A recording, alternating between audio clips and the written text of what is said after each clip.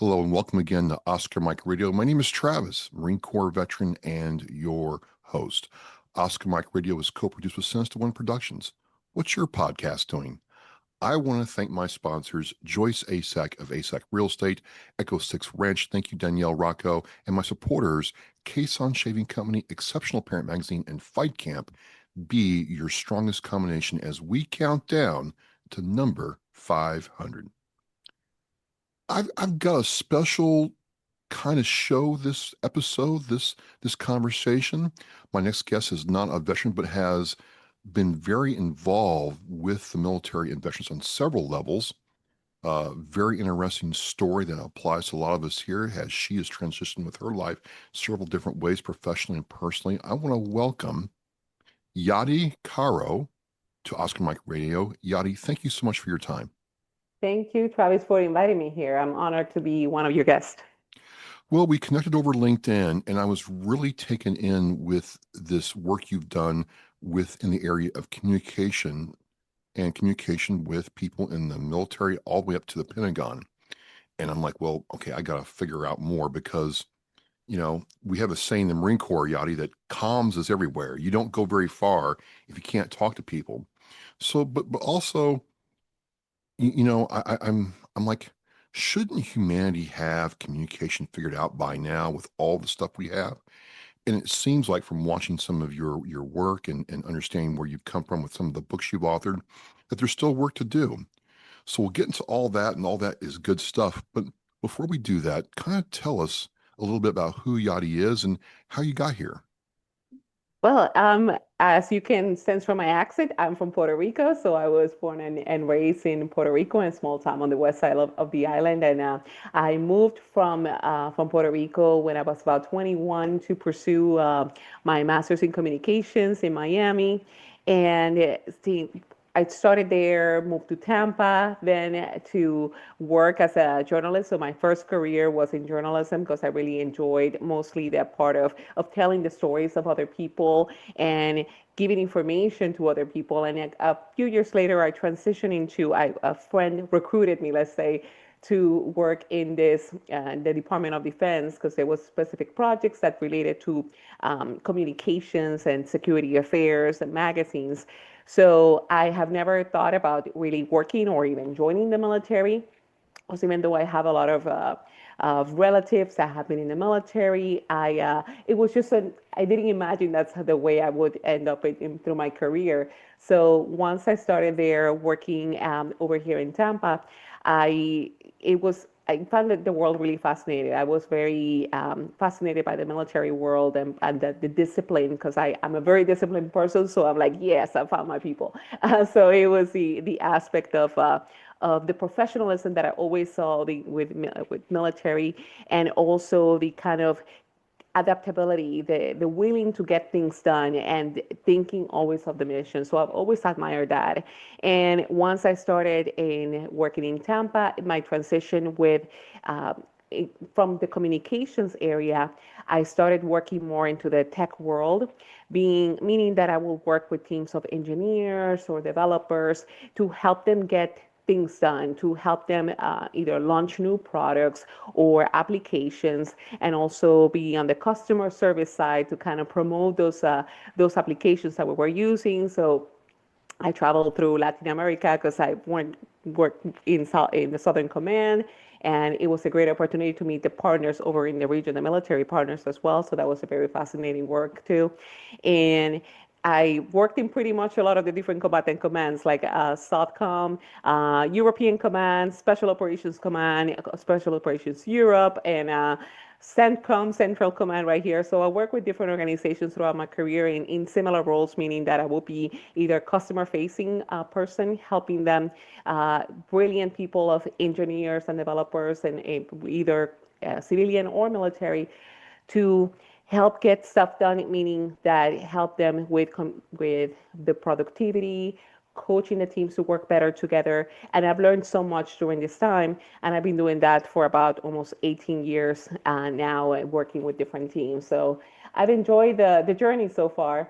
And during that time, while I was in Europe in COVID, I launched my podcast, which was Hardcore Soft Skills, because I wanted to be able to explore what is it that really makes teams work together. The brilliant people that you could have the most technically savvy folks, but if there were barriers in communications or barriers in terms of unable to work together effectively, make decisions, those the so-called soft skills, those were really important to develop. So I started that journey, and since then I have pursue organizational psychology in Harvard, and also launched the kind of the company, the educational services to be able to provide workshops to teams in terms of how to improve the way they collaborate.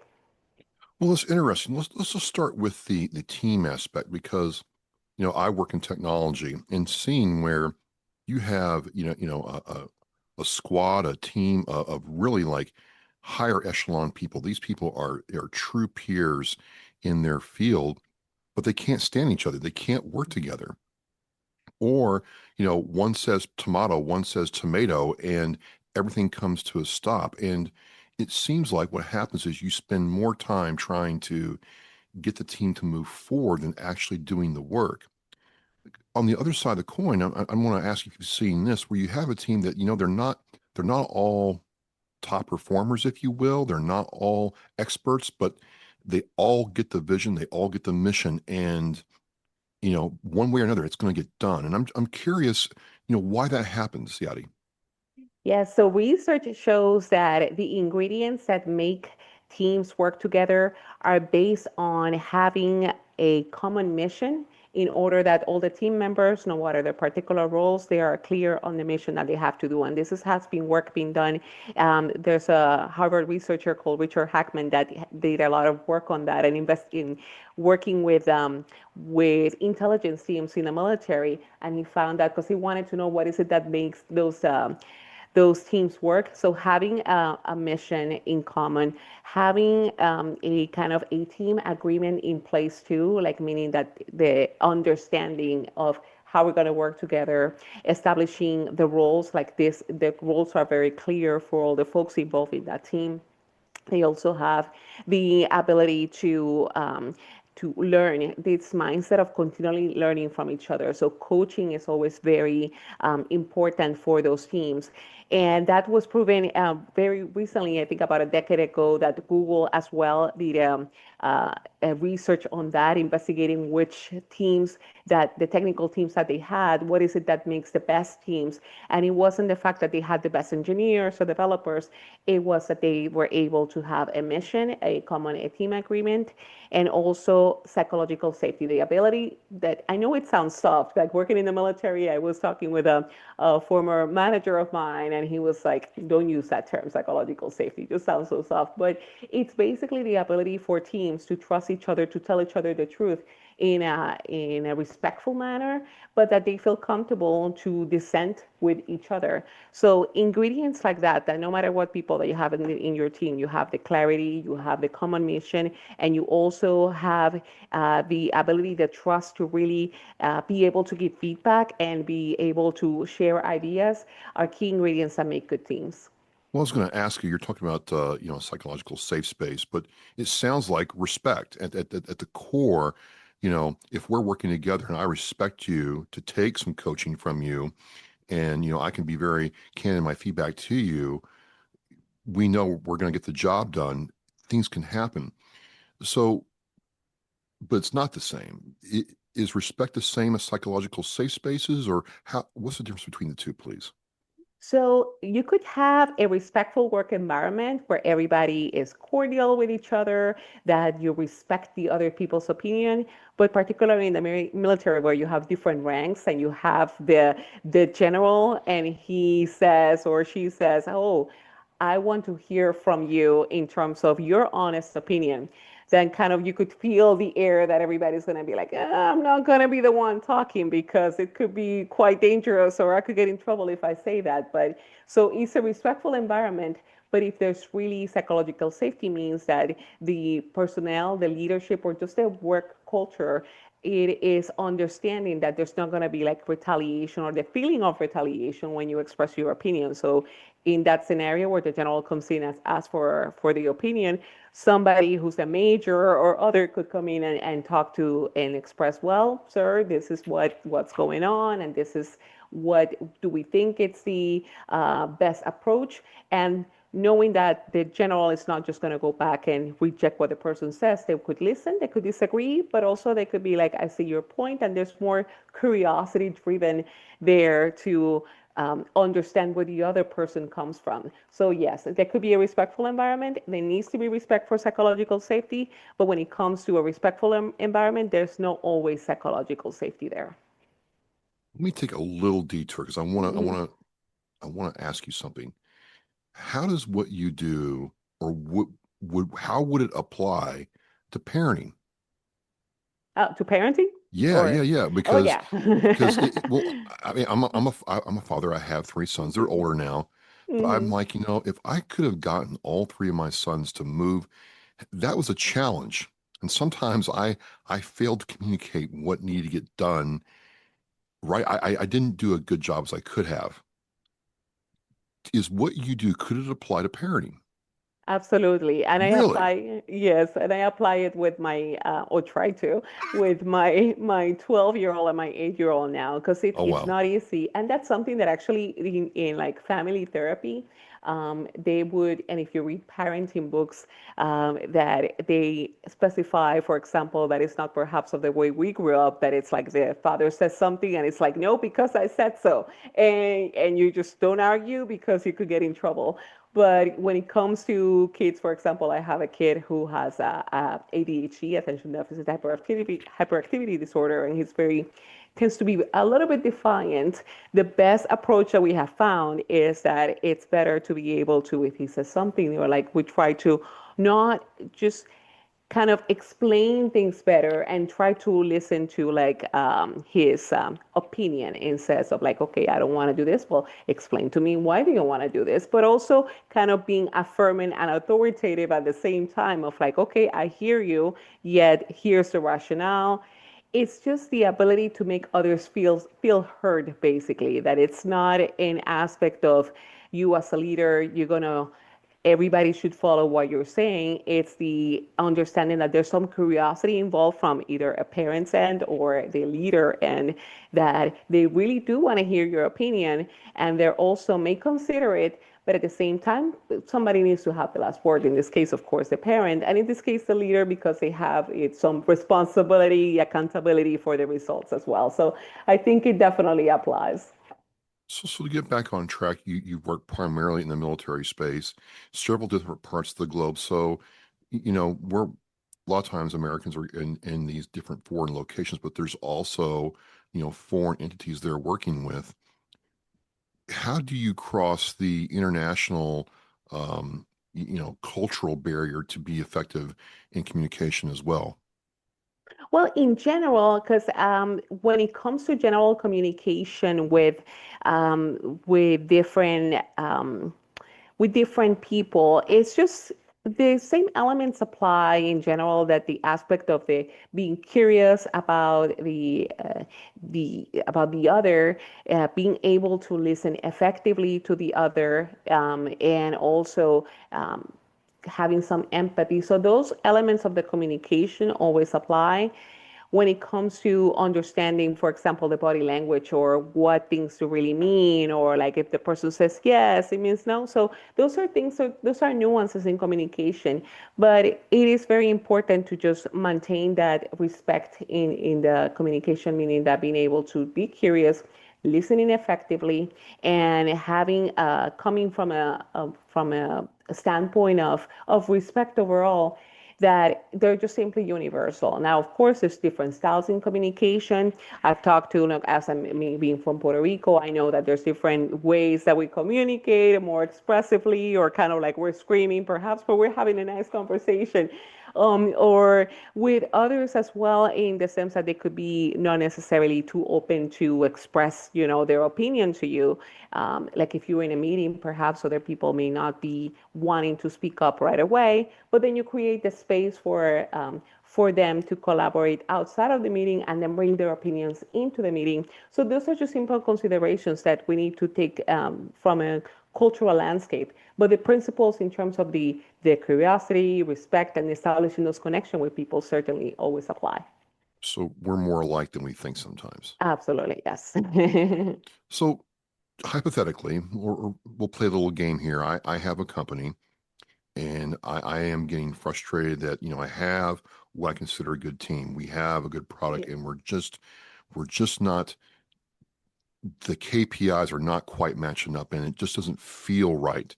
And the data is showing that something is off. And I bring you in and say, you know what, Yadi, I need you to come assess, me, because it starts from the top down to, the whoever the lowest person is in the totem pole. But I need my company assessed and tell me what you think. What's your process to start saying, okay, I'm going to come and look at Travis Inc. and begin this journey with him? How's that work? I think the first step is if your concern is particularly that, for example, KPIs are not being met, the first step there will be, are people familiar with the KPIs? Like, what do they mean to you? Like, you as a manager, as a CEO, will know, like, yeah, these are the KPIs. It's obvious. It's like, it's very clear, and you will assume that it should be common sense for everybody. Now, if you go to the people that work as part of your team, you would do an assessment on trying to identify, okay, so what do they mean to you, these particular KPIs? Do you know which ones are more important? Do you know how your particular role is expected to contribute to this KPI? So that understanding of the bigger vision needs to be clear to everybody, because that happens in some teams and that I work with, that, for example, the one of the manager was getting very frustrated that they were not meeting the deadline, that they were kind of like slacking supposedly. Now, when you go and ask the team or went to the team meetings, there wasn't really that sense of urgency of meeting those particular deadlines. They assumed there was an expectation of, like, yeah, we could do the work in the next sprint, or it's fine. There's nobody really telling us, like, if we don't do this, we lose a contract, something bad's going to happen. So understanding that there's that common vision from the bottom, that and from the bottom to the top, that they all realize either the sense of urgency of meeting the KPIs, of what are the KPIs and how the roles relate to the KPIs. That's when you kind of start the basis of, okay, then you can see where the lines are breaking. Then you could start, because usually that is the case when it comes to teams that may not be performing, either because they don't realize the urgency, or they feel that their role is like, yeah, my little old role doesn't really contribute to that. That's for, like, that's above my pay grade. Right, So right. yeah, so they may not realize that. So it's important. That will be like the first step, and then you kind of start working with improving their team communications, that the vision is clear, defining how the role is really important, no matter their particular role, how it fits into that vision. That's very important to do. So it's established that, hey, we have this goal, we have this thing we have to meet, and then to, for lack of a better term, I'm using the vernacular here, Yadi, is to get buy-in, so and to make sure they understand the bigger picture so they can perform their role where they're at.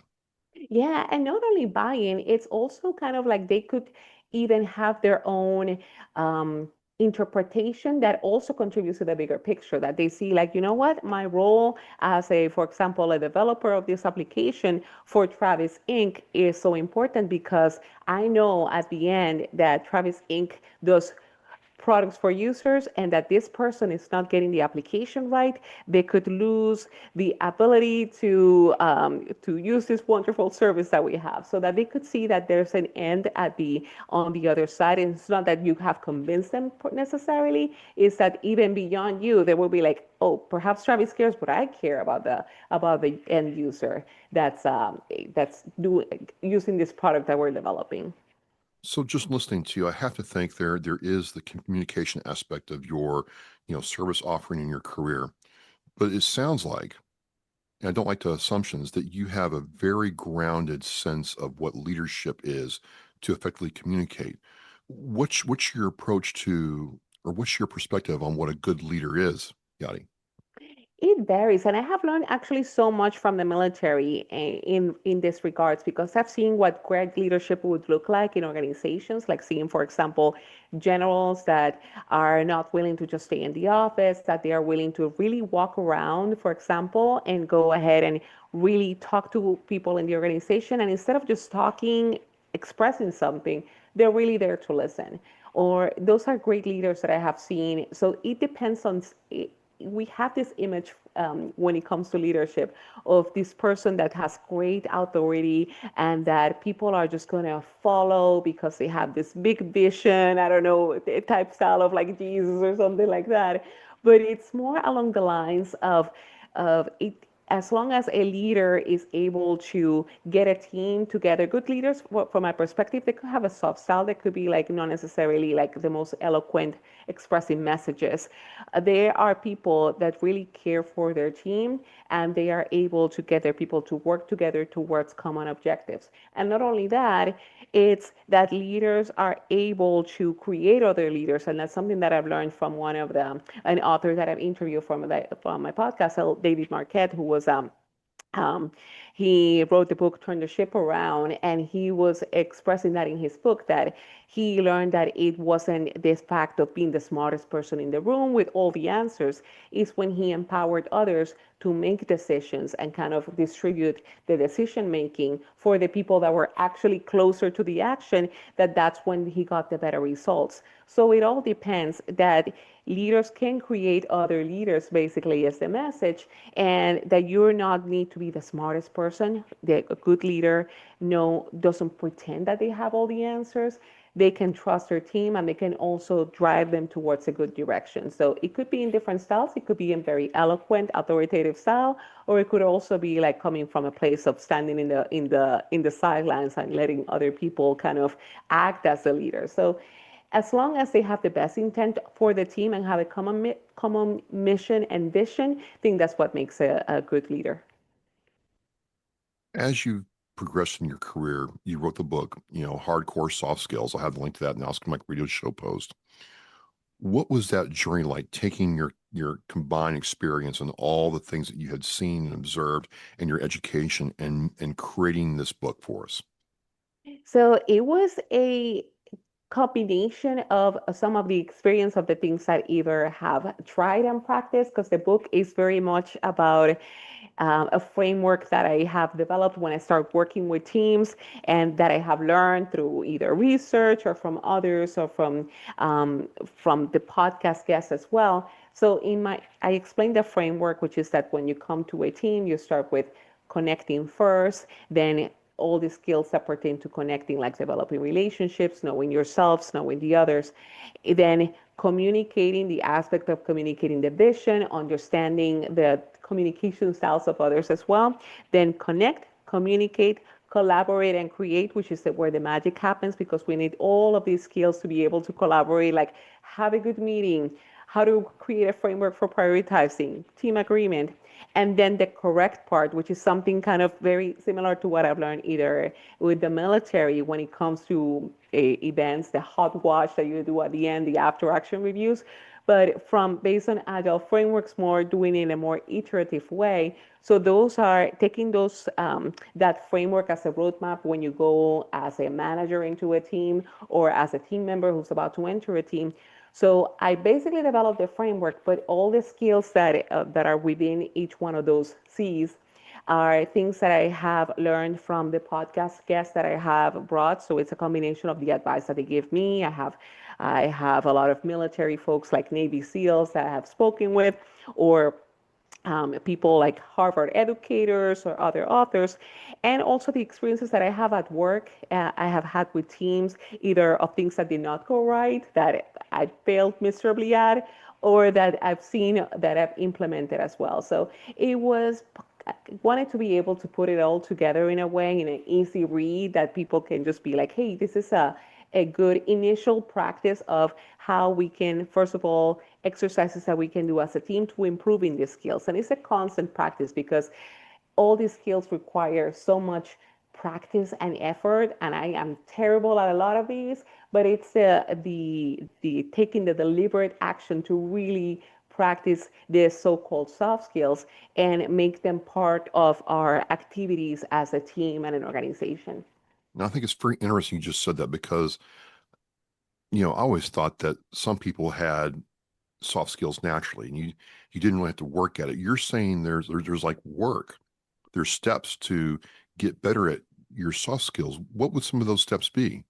Yeah, so it depends on the skill, of course. So, for example, when it comes to the skill of communication, there's so much there because, first of all, listening is like such a fascinating skill because we know that some people you can see that they're natural listeners, they pause, they repeat back. So in other cases, some of us we may not be so great and we want to jump into action and like I'm the type of listener that I listen to something, but I want to jump into solving your problem, as my husband will say. So then it is important to take, for example, when it comes to listening, just the simple practice of repeating back to the person what you have heard demonstrates that you're listening and that you're also kind of really reflecting on what they're saying. In other skills, such as public speaking, it's something some people just have it naturally, but others we may need some more practice. And it comes to having the tools, like, for example, hey, if you're clear on your message, if you have a kind of storytelling at the beginning. So those are simple tools and tactics that we can implement to become better communicators. Or another skill, for example, negotiation. That was one that was I took a course in Harvard on that, and that was revealing because I used to think that I suck, or that a lot of us suck in negotiation. But turns out that negotiation is not about being like the strongest person in the room, putting your fist on the table. It's more about like, hey, how do we find a good way to collaborate with each other? So there's multiple skills, and it's a matter of learning tools and tactics that we, just like we do with other skills, like learning a language that we practice every day. We go to Duolingo and learn something. We can do the same with this so-called soft skills that are really going to be critical in now in the future of work, as AI is taking a lot of those automated activities that we are doing. So the human part, we still can preserve that, and the best way to do so is to really take practice all of these skills. I'm just curious. Have you ever gone to a company or organization and been like, you know what?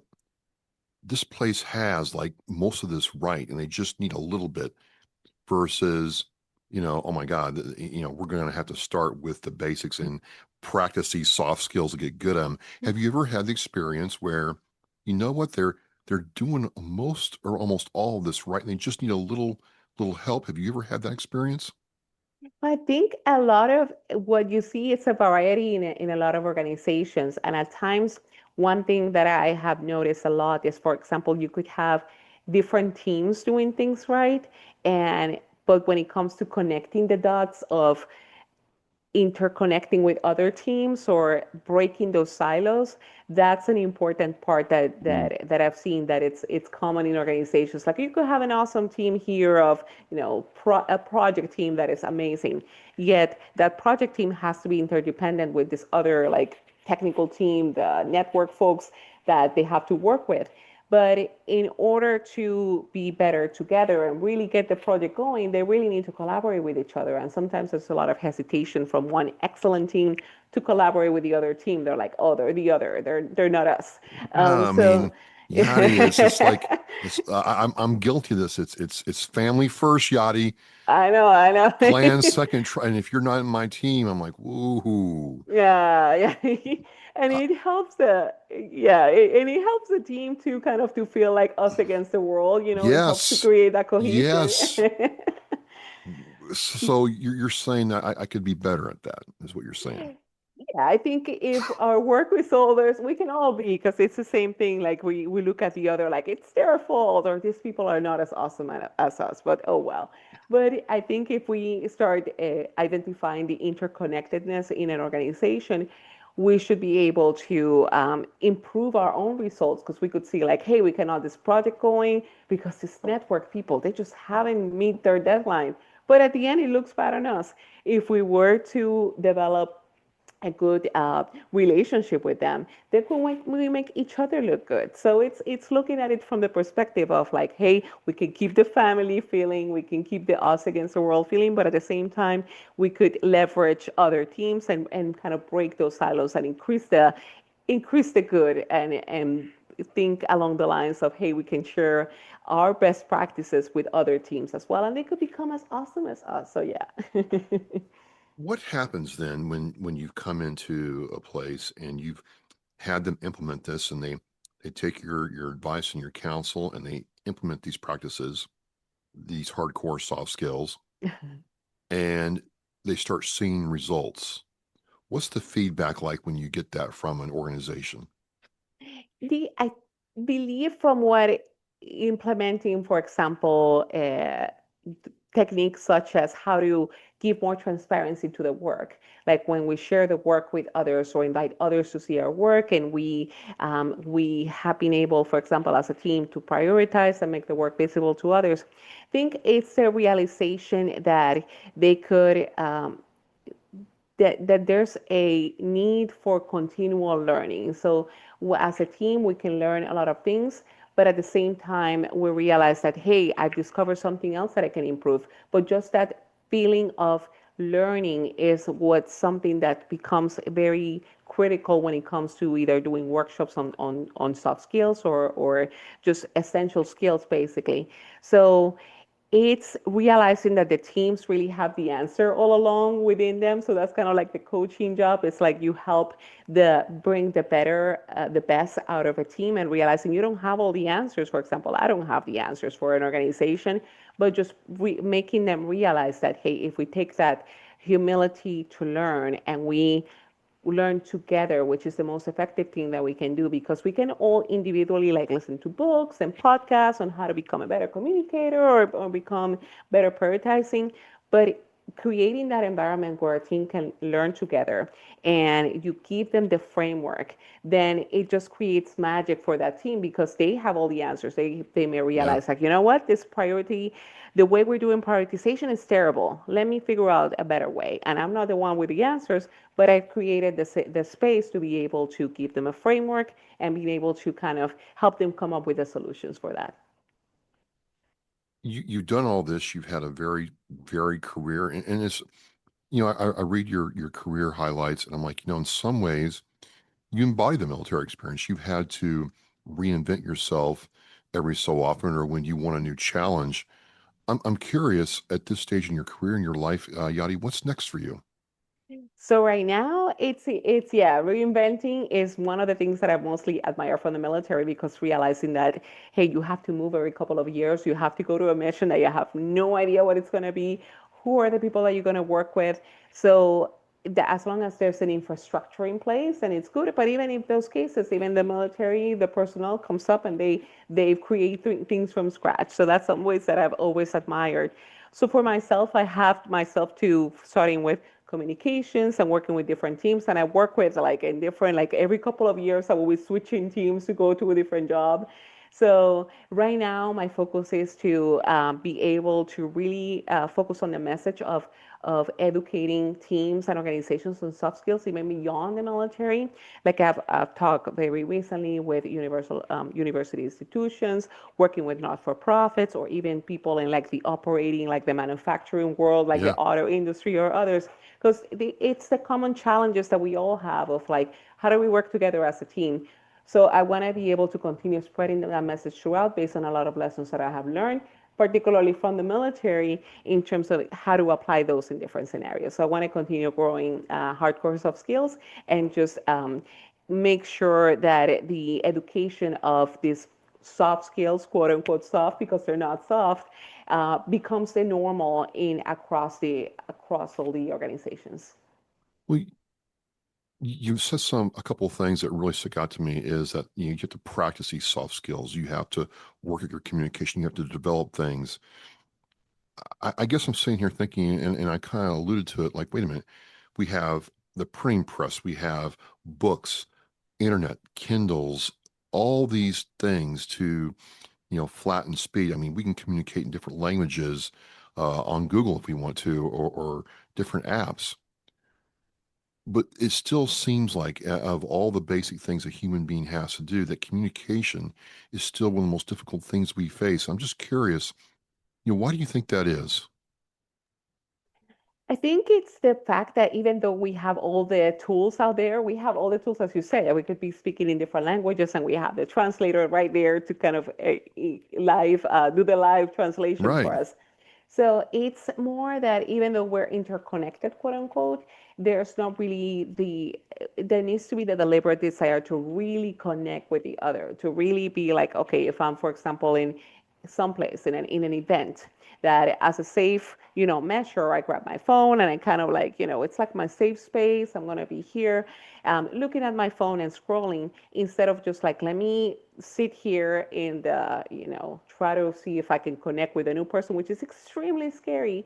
But at the same time, there needs to be that spirit of curiosity. So, curiosity is really something that we need to develop more as humans, realizing that, hey, there's greatness in others. Maybe I'll meet wonderful people today in this event. Maybe not, who knows? But because it takes work. Like, I'd rather just be at home, watching Netflix and not socialize with the world. But I want in what makes the humanity experience more enriching, and there's research to support that what makes life longer and happier is those relationships that we build. They just take work. And I think that's the aspect that we're missing, that we have all the right tools, but it's the comfort of us moving from our sofas and moving to from our desk if we are on site to really meet the other person and develop relationships. I think it's just something that we tend to, our brains need to tend to go into our comfort zones, so we need to fight that urge and really like, nope, I really need to make the effort, and good results come after that. See, I don't like I like working at home. I like staying at my desk and just working. I get annoyed when someone shows up to talk to me, like, "Hey, Travis, how's it going?" I'm like, "What do you want? I'm busy." And coach me. I mean, I got big shoulders. Are you saying that I need to take more time and actually like talk to people face to face and hear what they got to say? Ooh, Absolutely, yes. oh, And what Yadi, anything but come on, give me something hard to do. Yeah, and I think what you do here with your podcast and your show, it's a good example of that, because you've seen all the guests that you have on the show, that you foster these conversations with so many diverse people, that it's like, you had guests recently. I'm like, I want to reach out to these people. They have a really interesting story, but it would have been just like, icons on LinkedIn that you just click on and send a message perhaps. But now that you create the environment for people to tell their stories, that you're kind of building a community from there, that you are able to like, I heard this story. Let me reach out. I have something in common with that person. I want to really understand what their experience is, or I have the same problem and I really need to talk to somebody about this. So just having those spaces to foster conversations, or even at work when we have meetings, make them more productive instead of just like us sitting there and going through the thing. It's like, how do we really create the venues that we can Yeah. really hear from other people, is what's going to be very critical for the work. So you are doing amazing. So people are watching this show, and I'm going to have the link to your book in the show, the link to your podcast in the show. But how can people reach out to you if, I mean, I don't know if you're still doing like freelance consulting or not, but if they wanted to talk to you about consulting, how do they go about interfacing with you, Yadi? So they can go to my website, YadiCaro.com. It's YadiCaro.com. And I have there the way to reach out to me, and also the episodes to my podcast and the link to the book. So and I'm also on LinkedIn, so I'm very happy to reach out to every single person that I connect with. I reach out myself, not a robot, to make a connection there. So I look forward to hear from your listeners. Well, it's just been a very interesting conversation because, again, for me, we're so tech heavy, and I can, get on AI and craft something, but it takes me back to this same, dare I say, simple premise where if I just sit with somebody and listen to what they have to say, we can get true like synergy and do some amazing things together.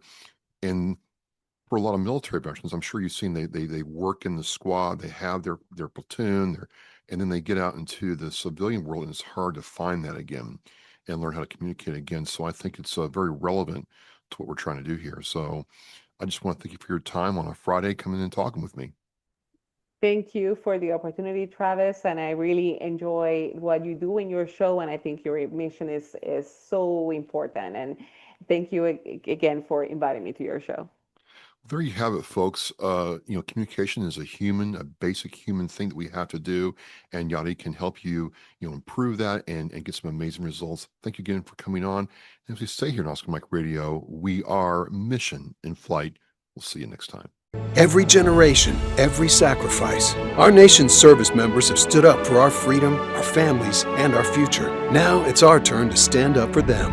This year, you can honor their service in a deeply personal way by sponsoring a $17 Veterans Wreath. Each wreath is more than a symbol. It's a heartfelt tribute to the heroes who served and to the families who carry their legacy. Visit wreathsacrossamerica.org to sponsor a wreath today. This isn't just a wreath. It's a personal gift to an American hero. Thank you for listening and watching Oscar Mike Radio, where our active duty service members and veterans are in action and the mission is in flight. Oscar Mike Radio is an oversized load Co-Sinister One production. If you are a veteran or know a veteran who needs help, please dial 988 and press 1 for the Veterans Crisis Line.